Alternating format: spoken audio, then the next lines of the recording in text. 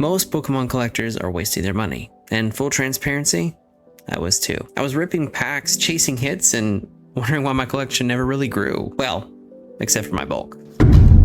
Bruh. And once I stepped back and looked at it honestly, I realized it wasn't the hobby that was the problem.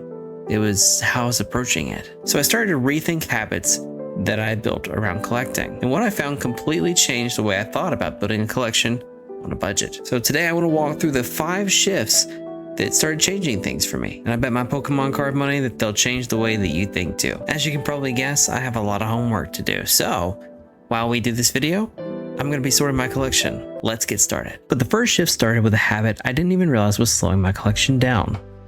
Chasing packs. Now, don't get me wrong, opening packs is one of the most fun parts of this hobby. But when I started looking honestly at how I've been collecting, a pattern showed up.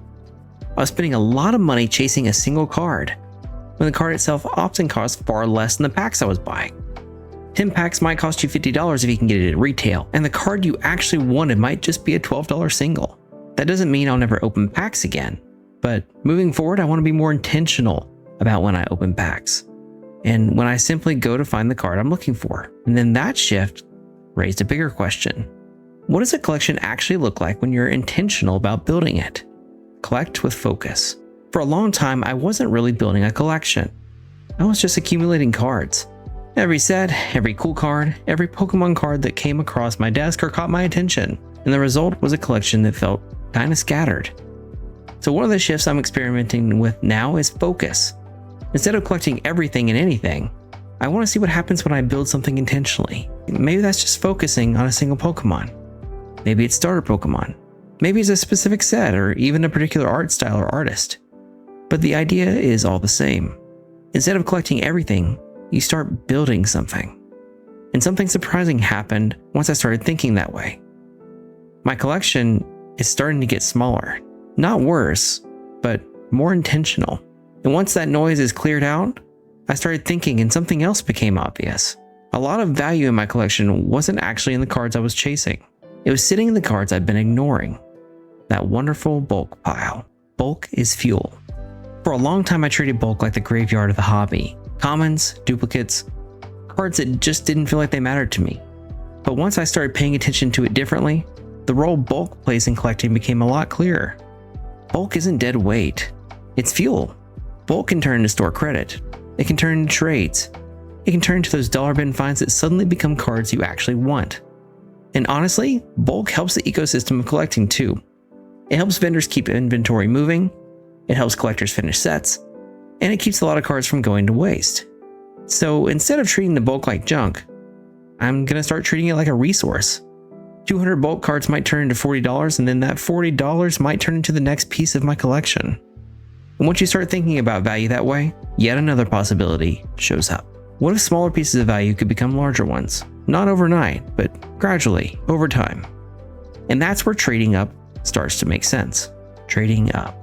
So what happens if a handful of smaller cards eventually become one card that you really want? That's the idea behind trading up.